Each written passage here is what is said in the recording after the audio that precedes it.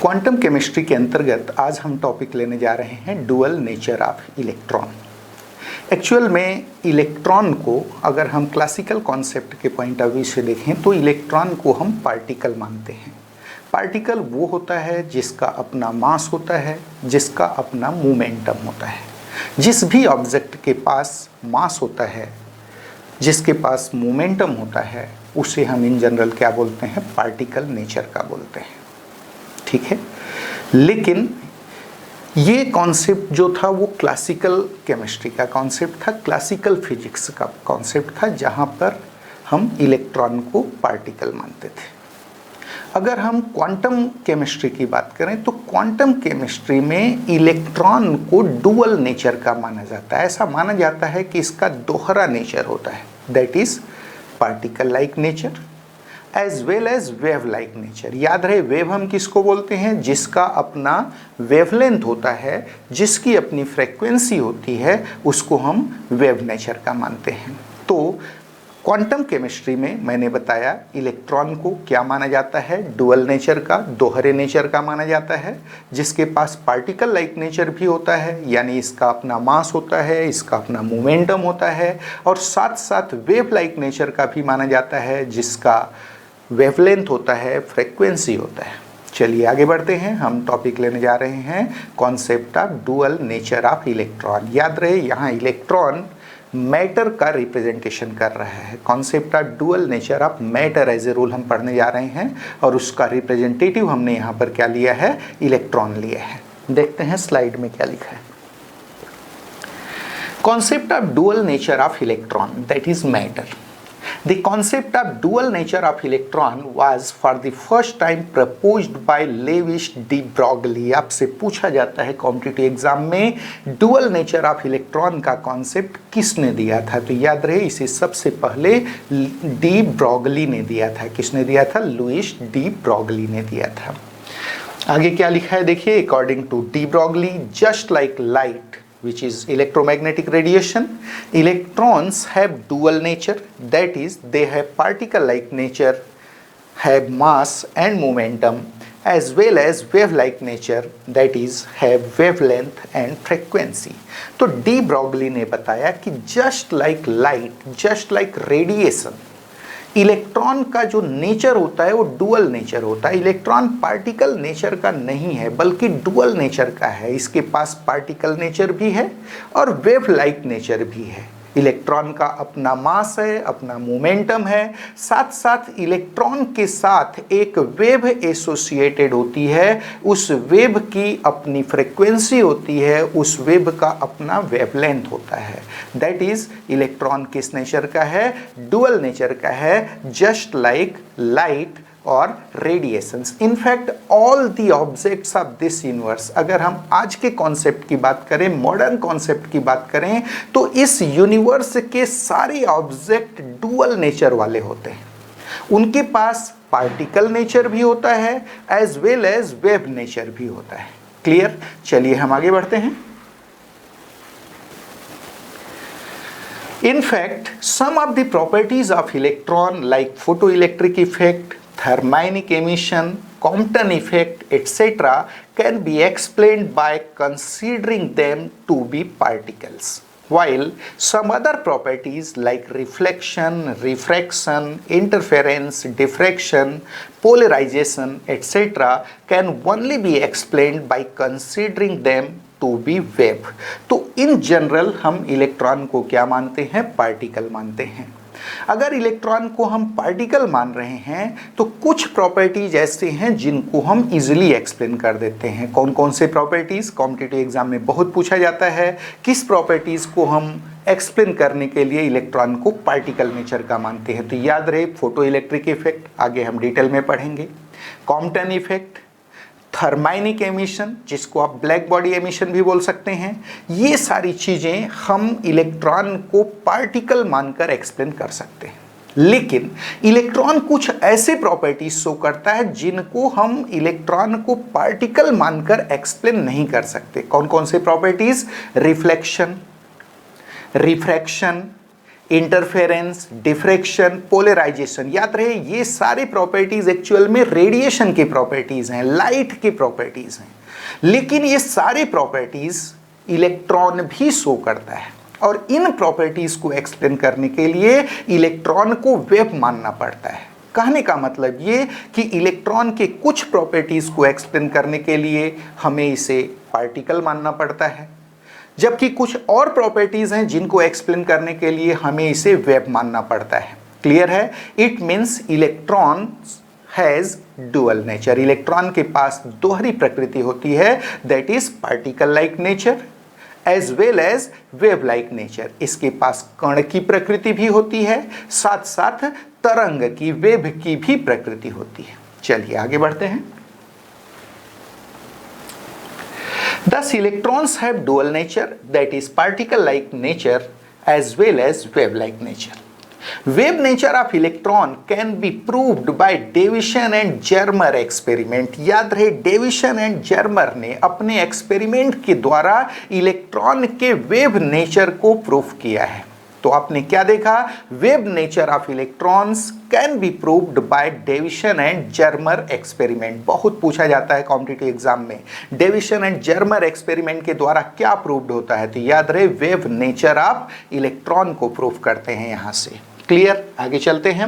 In fact all the objects of this universe have both wave like as well as particle like nature, that is they have dual nature. Already बता चुका हूं, जो modern concept है इसमें हम ये कहते हैं कि यूनिवर्स के जितने भी ऑब्जेक्ट हैं, जितने भी ऑब्जेक्ट के कांटेक्ट में हम आते हैं, वो सब के सब डुअल नेचर रखते हैं, सब के सब पार्टिकल लाइक नेचर रखते हैं as well as wave like nature रखते हैं। क्लियर है? इन जनरल जिसको हम पार्टिकल देख रहे हैं, वह पार्टिकल जब मोशन में होता है, जब गतिशील होता है, तो उसके साथ एक वेव एसोसिएटेड होती है। इस वेव का अपना वेवलेंथ होता है, अपनी फ्रीक्वेंसी होती है। Means if a particle is in motion it behaves like wave, that is it has wave like nature. Clear है? In the same way when radiations, When a wave, जब कोई रेडिएशन इंटरेक्ट्स विथ मैटर, जब कोई radiation matter से interact करती है,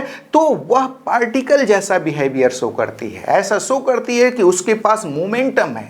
जब जाकर वह किसी ऑब्जेक्ट से टकराती है, उस पर फोर्स लगाती है। क्लियर है? तो क्या शो करती है radiation? As if it has momentum, means it shows particle like nature. देखते हैं आगे क्या लिखा है स्लाइड में। When a particle is in motion, it behaves like a wave, that is, has a definite wavelength and frequency. In everyday life, we come in contact with the massive objects. The wavelengths associated with these objects is very small, hence wave nature of these objects is not visible. आपको बताया गया कि daily life में, everyday life में हम जिन objects के contact में आते हैं उनका मास बहुत ज़्यादा होता है। वो भारी भरकम पार्टिकल होते हैं, ह्यूज पार्टिकल होते हैं, मास उनका ज़्यादा है, जिसके कारण उनसे एसोसिएटेड वेवलेंथ जो होती है वो बहुत छोटी होती है, वेरी स्मॉल होती है, इतनी स्मॉल होती है कि विजिबल नहीं हो पाती। इसीलिए एवरीडे लाइफ में जिन ऑब्जेक्ट के कांटेक्ट में हम आते हैं उनका वेव नेचर हमको दिखाई नहीं देता। लेकिन एक्चुअल में हम जितने भी ऑब्जेक्ट के कांटेक्ट में आ रहे हैं उनमें भी वेव नेचर होता है। क्लियर? आगे चलते हैं। When a wave, that is radiation, interacts with matter, it behaves like a particle. That is, it has a momentum and therefore it can apply a force on the matter. आपको बताया गया wave यानी radiation, जिसको in general हम wave like nature का मानते हैं, actual में उसमें पार्टिकल नेचर भी होता है। जब कोई वेव, जब कोई रेडिएशन किसी ऑब्जेक्ट से इंटरेक्ट करती है, किसी ऑब्जेक्ट से टकराती है, तो वह उस पर फोर्स अप्लाई करती है।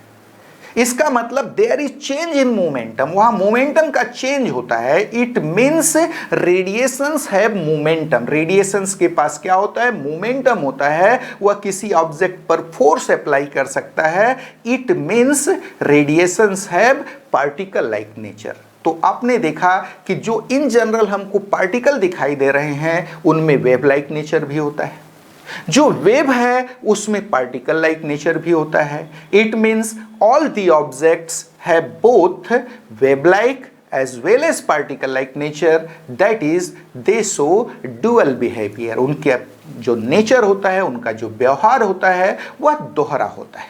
क्लियर है? आगे बढ़ते हैं ना। नेक्स्ट टॉपिक हम लेने जा रहे हैं डी ब्रॉगली इक्वेशन। क्या टॉपिक ले रहे हैं? D Broglie equation. अब आपने देखा कि when A particle is in motion it behaves like a wave. जब कोई पार्टिकल मोशन में होता है, गतिशील अवस्था में होता है, तो उस पार्टिकल के साथ एक वेव एसोसिएटेड होती है। इस वेव का अपना वेवलेंथ होता है, अपना फ्रीक्वेंसी होता है। तो किसी मैटर वेव यानी पार्टिकल से एसोसिएटेड वेव का वेवलेंथ फाइंड करने के लिए डी ब्रॉगली ने एक इक्वेशन दिया, जिसको हम क्या बोलते हैं? डी ब्रॉगली इक्वेशन बोलते हैं। याद रहे, de Broglie equation Planck's quantum theory that is equals to h nu. आगे चल करके आप बहुत डिटेल में पढ़ेंगे, एक अलग से वीडियो हम अवेलेबल कराएंगे प्लांक्स क्वांटम थ्योरी के लिए। तो डी ब्रॉगली इक्वेशन जो था वह Planck's quantum theory and Einstein's mass energy relation that is equals to mc square, इन दोनों को एक साथ इनकॉर्पोरेट करके बनाया गया। क्लियर है? देखते हैं क्या लिखा है स्लाइड में।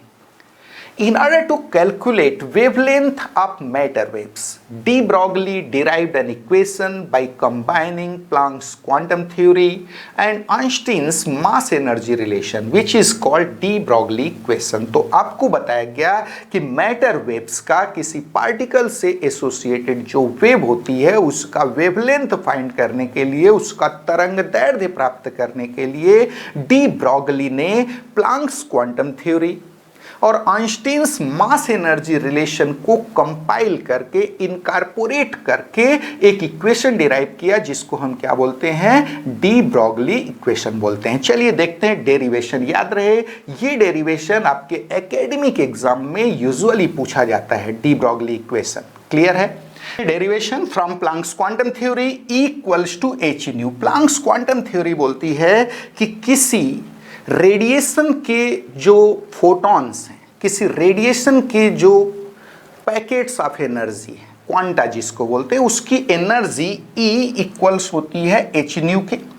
Here nu equals to c upon lambda. यहाँ पर न्यू जो होता है दैट इज फ्रीक्वेंसी जो होती है वह इक्वल होती है c that is velocity of light upon lambda. Lambda क्या है यहाँ पर? Frequency of radiation. क्लियर है? Since nu equals to c upon lambda therefore E equals to h C upon lambda. E equals to, ये nu का value हमने put कर दिया तो ई इक्वल्स टू क्या मिल गया? H C upon lambda. Suppose this one is equation 1 where h is Planck's constant, new is frequency of radiation and lambda represents wavelength of radiation. तो Planck's quantum theory क्या बोलती है? E equals to h nu, since nu equals to c upon lambda therefore E equals to h C upon lambda. चलिए अब हम second principle की बात करते हैं। From Einstein's mass energy relation, आपको मालूम है बड़ा ही फेमस रिलेशन है। आइंस्टीन्स मास एनर्जी रिलेशन बोलता है कि matter can be converted into energy and energy can be converted into matter. Matter को एनर्जी में और एनर्जी को मैटर में कन्वर्ट किया जा सकता है। Both are interconvertible. और इसके लिए एक रिलेशन उसने दिया। क्या दिया? E equals to mc square. From Einstein's mass energy relation E equals to mc square, where c is velocity of light. c क्या है यहाँ पर? वेलोसिटी ऑफ लाइट है। और m क्या है? वह मास जो एनर्जी में कन्वर्ट हो रहा है। क्लियर है? तो E equals to mc square. Combining equation 1 and 2, ये इक्वेशन 2 आ गया था अपने को। 1 और 2 इन दोनों इक्वेशंस को अब हम कंबाइन करने जा रहे हैं। कंबाइन करेंगे तो क्या मिलेगा अपने को? एच सी अपॉन लेमडा। याद रहे this one is also E. H C upon lambda will be equals to M C square that is also E. तो H C upon lambda equals to M C square और H upon lambda will be equals to M C और lambda will be equals to H upon M C. Equation number 3 आ गया। यहां पर wavelength किसके equal होगा? Equal होगा H upon M सी के। क्लियर है? This is for radiations. किसके लिए है यह? रेडिएशन के लिए। अगर हम किसी पार्टिकल वेव की बात कर रहे हैं तो यहां पर c की जगह वेलोसिटी ऑफ पार्टिकल होना चाहिए, दैट इज v होना चाहिए। देखते हैं आगे क्या लिखा है डेरिवेशन में। For matter waves, velocity of light c of this equation should be replaced by velocity of particle v. Thus we get lambda will be equals to h upon mv। जहां c आया था उसकी जगह हमने velocity of particle ले लिया, that is v ले लिया। तो क्या मिला अपने को? lambda equals to h upon mv और lambda equals to h upon p। क्यों भाई? Because mass into velocity is called momentum p। तो mv यहां क्या है? That is p, momentum of particle। तो आपको एक इक्वेशन मिल गया, फाइनल इक्वेशन मिल गया। क्या मिला? Lambda equals to h upon mv और lambda equals to h upon p। Here equation 4 and 5, ये दोनों इक्वेशन 4 एंड 5 ये दोनों are called de Broglie equations. इनको हम किस नाम से जानते हैं? डी ब्रॉगली इक्वेशंस के नाम से जानते हैं। इस इक्वेशन से साफ साफ नजर आ रहा है कि किसी मैटर वेव के साथ यानी किसी पार्टिकल के साथ, जब पार्टिकल मोशन में है उसके साथ एक वेव एसोसिएटेड है, उस वेव का जो वेवलेंथ होता है वह इनवर्सली प्रोपोर्शनल होता है पार्टिकल के मास के एज वेल एज उसके वेलोसिटी के। या आप कह सकते हो wavelength of particle is inversely proportional to the momentum of the particle. अभी कुछ देर पहले मैंने बताया था कि डेली लाइफ में, एवरीडे लाइफ में हम जिन पार्टिकल के कांटेक्ट में आते हैं उनका वेवलेंथ बहुत कम होता है, उनसे एसोसिएटेड वेव का वेवलेंथ बहुत कम होता है, इसलिए हमें वेव नेचर जज नहीं होता, वेव नेचर हम नहीं देख पाते उसका। यहां से आपको क्लियर हो जाएगा, आपको साफ साफ मिल रहा है कि lambda is inversely proportional to m। यानी पार्टिकल का अगर मास ज्यादा हुआ तो उसका वेवलेंथ, उस पार्टिकल से एसोसिएटेड वेव का वेवलेंथ बहुत कम होगा। क्लियर है? और वेवलेंथ कम होगा तो हम आइडेंटिफाई नहीं कर पाएंगे उस ऑब्जेक्ट में वेव नेचर को। क्लियर है? तो यहां पर आपने क्या देखा? From these equations it is clear that the wavelength of matter wave associated with a particle in motion is inversely proportional to the product of mass and velocity, that is momentum of the particle। क्या देखा आपने? किसी matter wave से associated किसी matter wave का wavelength किसके inversely proportional होता है? पार्टिकल के मास के साथ साथ उसके वेलोसिटी के, यानी दोनों के प्रोडक्ट के। You can say it is inversely proportional to the momentum of the particle. Clear है? आगे बढ़ते हैं। नाउ कुछ कंपटीशन कॉर्नर की बात करते हैं। यहां पर कुछ डेरिवेशंस, छोटे छोटे जो रिलेशंस हैं कॉम्पिटिटिव एग्जाम में बहुत पूछे जाते हैं, उनको हमने अलग से सेग्रीगेट किया है। देखिए क्या है, since kinetic energy, kinetic energy क्या होती है? ई के से हमने डिनोट किया, ये इक्वल होती है हाफ mv स्क्वायर। इसी को थोड़ा सा हम रीअरेंज करते हैं। देयरफॉर mv स्क्वायर किसके इक्वल हो जाएगा? 2 को हमने इधर ला लिया, that's equals to 2ek। mv square किसके इक्वल हुआ? 2ek, that is twice of kinetic energy. और m square v square, m से हमने मल्टीप्लाई कर दिया इसको, m square v square equal हो जाएगा 2mek और mv that is called momentum, mass into velocity, mv will be equals to root of 2mek। mv किसके इक्वल हुआ? root of 2mek, that is called p, momentum। दस lambda किसके equal होता है? h upon p के। p की जगह आप क्या लिख सकते हैं? रूट ऑफ 2me के। एक नया एक्सप्रेशन मिल गया वेवलेंथ का, wavelength associated with matter waves, matter waves से एसोसिएटेड वेव का वेवलेंथ का एक इक्वेशन और मिल गया अपने को, lambda equals to h upon root 2me के। क्लियर है? कॉम्पिटिटिव एग्जाम में ये रिलेशन बहुत पूछा जाता है, कई बार इससे रिलेटेड डायरेक्ट न्यूमेरिकल्स पूछे जाते हैं। चलिए आगे बढ़ते हैं।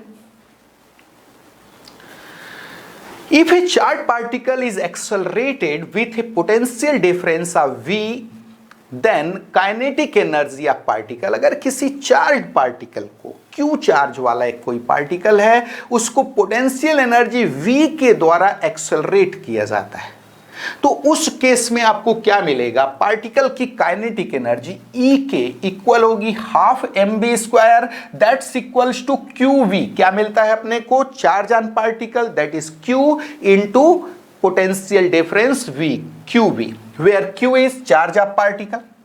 और एम स्क्वायर वी स्क्वायर, यहां से देखिए एम स्क्वायर वी स्क्वायर किसके इक्वल हो जाएगा, 2qmv। कैसे हुआ भाई, यहां पर आप देखेंगे 2 को इधर हमने ट्रांसफर कर दिया, दोनों साइड m से मल्टीप्लाई कर दिया है, तो क्या मिला, m square v square equals to 2qmv। और mv दैट इज p, जिसको आप क्या बोलते हो, मोमेंटम बोलते हो, mv will be equals to root 2me के, किसके इक्वल हो जाएगा, mv equals to root 2m E के। एक्चुअल में यहां पर क्या होना चाहिए, mb equals to root 2qmv, यहां क्या लिख सकते हैं, रूट 2qmv लिख सकते हैं। और lambda equals to h upon root 2qmv मिल जाएगा। क्या मिल जाएगा, एक नया रिलेशन, एक्चुअल में रिपीट हो गया है, प्रिंटिंग मिस्टेक है। क्या होना चाहिए यहां पर, mb equals to root 2qmv that's equals to p, और lambda equals to h upon root 2qmv। Clear है। फॉर एन इलेक्ट्रॉन, अगर हम इलेक्ट्रॉन की बात करें, वहां पर मास ऑफ इलेक्ट्रॉन को हम पुट कर दें, क्लियर है, उस केस में हमको क्या मिलेगा, मास ऑफ इलेक्ट्रॉन को पुट कर दें, h का वैल्यू पुट कर दें, उस केस में लेमडा इक्वल आता है 12.27 upon root v। What is v, that is potential difference applied, angstrom unit में आंसर आता है। तो lambda equals to 12.27 upon root v angstrom. इस फार्मूले से भी कॉम्पिटिटिव एग्जाम में न्यूमेरिकल्स आपसे पूछे जाते हैं, तो हम ऑब्जेक्टिव सेक्शन में इनका यूज करेंगे, इनसे रिलेटेड क्या क्या न्यूमेरिकल्स आते हैं उसको हम कवर करेंगे। चलिए आगे बढ़ते हैं। तो आज के लेक्चर में बस इतना ही। आपने देखा कि यूनिवर्स में जितने भी ऑब्जेक्ट्स हैं सबके पास डुअल नेचर होता है, सब में पार्टिकल लाइक नेचर भी होता है, वेव लाइक नेचर भी होता है। कुछ प्रॉपर्टीज़ को एक्सप्लेन करने के लिए उस ऑब्जेक्ट को हमें पार्टिकल मानना पड़ता है, तो कुछ और को एक्सप्लेन करने के लिए हमें उसे वेव मानना पड़ता है। यहाँ पर आपने देखा कि जो पार्टिकल वेव्स होते हैं, यानी किसी पार्टिकल से एसोसिएटेड वेव, उसका वेवलेंथ फाइंड करने के लिए यहाँ डिराइव किया हमने de Broglie equation, that is lambda equals to h upon mv और lambda equals to h upon p, where p is momentum of the particle. और खास करके इसी रिलेशन को ध्यान में रखते हुए कुछ और भी सिंप्लीफिकेशंस हमने देखे, कुछ और भी हमने यहाँ रिलेशंस देखे जो कॉम्पिटिटिव पॉइंट ऑफ व्यू से बहुत इंपॉर्टेंट हैं, पूछे जाते हैं यूजुअली। तो आज बस इतना ही। नेक्स्ट लेक्चर में हम बात करेंगे प्लैंक्स क्वांटम थ्योरी की, और साथ साथ एक बहुत ही important theory that is Heisenberg's uncertainty principle. इन दोनों की बात हम नेक्स्ट लेक्चर में करेंगे। तो आज बस इतना ही। Thank you.